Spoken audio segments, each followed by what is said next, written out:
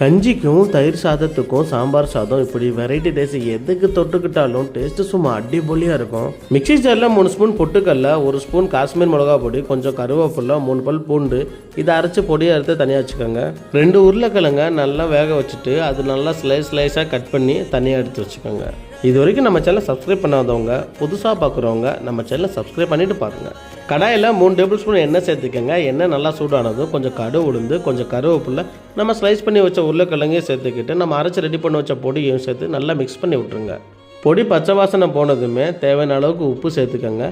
இது ஒரு 2லேருந்து ஒரு 5 நிமிஷம் நல்லா ஃப்ரை பண்ணி எடுத்தாலே போதும். செம்ம சூப்பரான உருளைக்கிழங்கு கார மசியல் ரெடி. இது செய்கிறதுக்கு மொத்தமே 10 நிமிஷம் தான் ஆகும். ஹைலி ரெக்கமெண்டட், கண்டிப்பாக ட்ரை பண்ணுங்கள். ஏன்னா டேஸ்ட் அந்தளவுக்கு ஒர்த்து சூப்பராக இருக்கும். தயிர் சாப்பாடுக்கு மஸ்ட் ட்ரை. எவ்வளோ சாப்பிட்டாலும் பார்த்தாது, நிறைய செஞ்சு வச்சுக்கோங்க. இந்த வீடியோ உங்கள் ஃப்ரெண்ட்ஸ் அண்ட் ஃபேமிலிக்கு ஷேர் பண்ணிடுங்க. நம்ம சேனலை சப்ஸ்கிரைப் பண்ணிவிட்டு இந்த வீடியோக்கு லைக் கொடுத்துருங்க.